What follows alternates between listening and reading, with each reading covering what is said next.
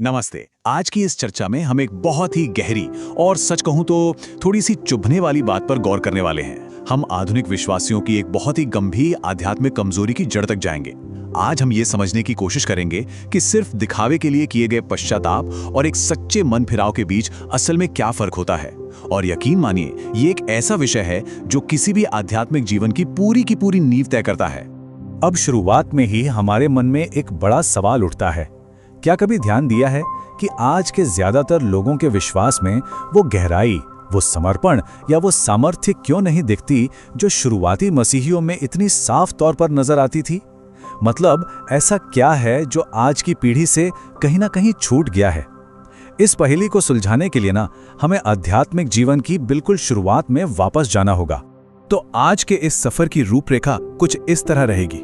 सबसे पहले हम कमजोर नींव की समस्या को समझेंगे, फिर झूठे मन फिराव के कुछ उदाहरण देखेंगे, उसके बाद आधुनिक मूर्तियों का सच जानेंगे, सच्चे मन फिराव के तत्वों को बारीकी से समझेंगे और अंत में देखेंगे कि हमारे शब्दों के पीछे की असली भावना क्या होती है। चलिए बिना देरी किए पहले हिस्से से शुरू करते हैं। कमजोर नींव की समस्या, एक ऐसी शुरुआत जो शायद सही नहीं थी। देखिए, इस पूरी आधुनिक आध्यात्मिक कमजोरी के पीछे का जो सबसे बड़ा कारण है वो है एक अधूरा या फिर बिल्कुल ही गलत मन फिराव। सीधी सी बात है, अगर किसी इमारत की नींव ही कमजोर हो तो पूरी इमारत का गिरना तय है। मरकुस 1:15 का ये हिस्सा बहुत ही शक्तिशाली है। यीशु ने खुद ये संदेश दिया था कि मन फिराव और सुसमाचार पर विश्वास करो।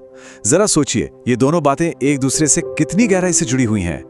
इब्रानियों अध्याय 6 भी यही कहता है कि मन फिराव और विश्वास, ये दोनों मसीही जीवन की नींव के पहले दो तत्व हैं। परमेश्वर ने इन दोनों को एक साथ जोड़ा है, इन्हें अलग किया ही नहीं जा सकता।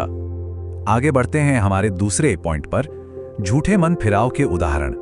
इतिहास से हमें क्या सबक मिलते हैं? सच्चे पछतावा को समझने का सबसे अच्छा तरीका है ये देखना कि वो असल में क्या नहीं है।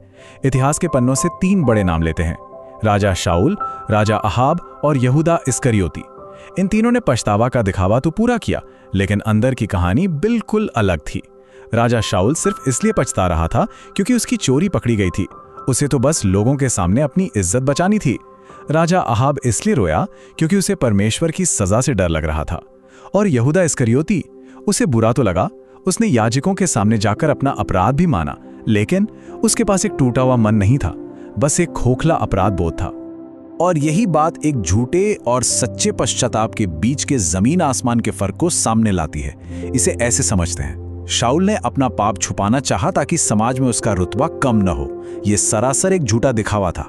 लेकिन इसके बिल्कुल उलट, जब राजा दाऊद से गलती हुई तो उसने भजन 51 में सबके सामने खुलेआम अपनी गलतियों को माना।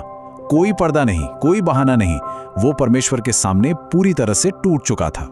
अब आते हैं तीसरे पड़ाव पर, आधुनिक मूर्तियों का सच, हमारी छिपी हुई आराधना। पहला थिस्सलुनीकियों 1:9 हमें बताता है कि सच्चा मन फिराव असल में मूर्तियों से परमेश्वर की ओर मुड़ना है। अब यहां एक बहुत ही दिलचस्प बात है। जब हम मूर्तियों की बात करते हैं तो अक्सर हमारे दिमाग में पत्थर या लकड़ी की पुरानी आकृतियां आती हैं, है ना? लेकिन असल में आज की मूर्तियां वो नहीं हैं। आज की मूर्तियां हमारी वो आरामदायक चीजें हैं जिन्हें हम चुपचाप अपने जीवन में सबसे ऊपर रखते हैं, जैसे हमारा अपना सुखाराम, पैसा, समाज में हमारा नाम क्या है और हर चीज पर अपना कंट्रोल रखना। सच्चा मन फिराव इन छिपी हुई मॉडर्न मूर्तियों की पूजा को छोड़ने और पूरी तरह से परमेश्वर की ओर मुड़ने की मांग करता है। तो फिर सच्चा मन फिराव है क्या? ये है हमारा चौथा हिस्सा, सच्चे मन फिराव के तत्व, एक संपूर्ण आंतरिक परिवर्तन। देखिए, इन आधुनिक मूर्तियों से पीछा छुड़ाना सिर्फ अपनी कुछ आदतों को बदल लेने भर का काम नहीं है। इसके लिए अंदर से पूरी तरह बदल जाने की जरूरत होती है। सच्चा मन फिरावना 3 चरणों की एक बहुत ही शानदार प्रक्रिया है। यह हमारे मन, हमारी भावनाओं और अंततः हमारी इच्छा शक्ति, इन तीनों को पूरी तरह से नया कर देता है। चलिए इन्हें एक एक करके डीकोड करते हैं। कदम नंबर 1, मन। सबसे पहले तो हमारे सोचने के तरीके में बदलाव आना चाहिए। ये गहराई से महसूस होना जरूरी है कि पाप की वजह से हम परमेश्वर से अलग हो गए हैं, और इसके साथ ही ये सच्चाई भी स्वीकार करनी होगी कि आज दुनिया जिस तरीके से चल रही है, उसकी जो जीवन शैली है वो बुनियादी तौर पर परमेश्वर के खिलाफ है। मन फिराव की शुरुआत इसी बात को मानने और उस गलत रास्ते से मुंह मोड़ने से होती है। कदम नंबर 2, हमारी भावनाएं। यहाँ मामला सिर्फ दिमाग का नहीं रह जाता, दिल बहुत गहराई से जुड़ जाता है। इंसान को अपने पुराने जीने के तरीके और अपनी गलतियों के लिए एक गहरा सच्चा दुख महसूस होता है। वो अपने अंदर की उस छिपी हुई बुराई से नफरत करने लगता है जिसे दुनिया नहीं देख सकती। इतिहास में दाऊद, अय्यूब और पतरस जैसे लोगों ने बिल्कुल ऐसा ही महसूस किया था। वे फूट फूट कर रोएं, इसलिए नहीं कि वे पकड़े गए, बल्कि इसलिए क्योंकि उन्हें एहसास हुआ कि उन्होंने परमेश्वर को कितना दुख पहुंचाया है। और तीसरा, सबसे अहम कदम, हमारी इच्छा शक्ति या विल पावर का समर्पण। ये अपनी मर्जी चलाने या अपना रास्ता खुद बनाने की जो एक जिद होती है ना, उसे जड़ से उखाड़ फेंकना है। इसका मतलब है अपने जीवन की स्टीयरिंग परमेश्वर के हाथों में सौंप देना। परमेश्वर जो कुछ भी कहे उसे करने के लिए तैयार रहना, चाहे उसकी कोई भी कीमत चुकानी पड़े या दुनिया की नजरों में वो बात कितनी भी अजीब क्यों ना लगे। ये 100% समर्पण है। अब हम पहुंच गए हैं अपने 5वें और आखिरी हिस्से पर, शब्दों के पीछे की भावना। क्षमा मांगने का सही तरीका क्या है? जब हम मन, भावना और इच्छा शक्ति को पूरी तरह सौंप देते हैं तो हम एक बहुत ही दिलचस्प मोड़ पर आते हैं। जरा यहूदा इस्करियोती और उस मशहूर उड़ाऊ पुत्र की कहानी को आमने सामने रख के देखिए।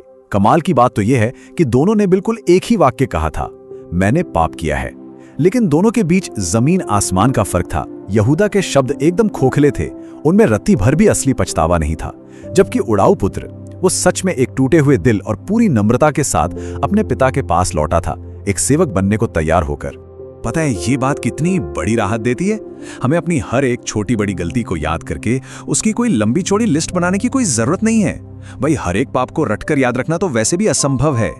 उड़ाऊ पुत्र ने ऐसा बिल्कुल नहीं किया था। परमेश्वर बस इतना चाहता है कि जब हम वापस लौटें तो वो वापसी एक सच्चे और टूटे हुए मन से हो। अब जब हम इस चर्चा के बिल्कुल अंत में हैं, तो इस आखिरी और सबसे बड़ी सच्चाई पर विचार करना बहुत जरूरी हो जाता है।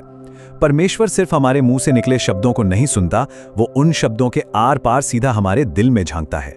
वो उन रटे रटाए शब्दों के पीछे छिपी हमारी असली भावनाओं और हमारे सच्चे इरादों को पल भर में समझ जाता है। तो अंत में अपने आप से पूछने वाली बात बस यही है, जब भी परमेश्वर से प्रार्थना की जाती है तो उन शब्दों के पीछे की असली भावना क्या होती है? क्या वे सिर्फ हवा में बोले गए खाली शब्द हैं, या वे सच में एक बदले हुए, टूटे हुए हृदय से निकल रहे हैं? अगर हमारी वीडियो और बाइबल जानकारी पसंद आई हो, इस वीडियो को लाइक, शेयर और हमारे YouTube चैनल को सब्सक्राइब करें। आपकी सपोर्ट की जरूरत है।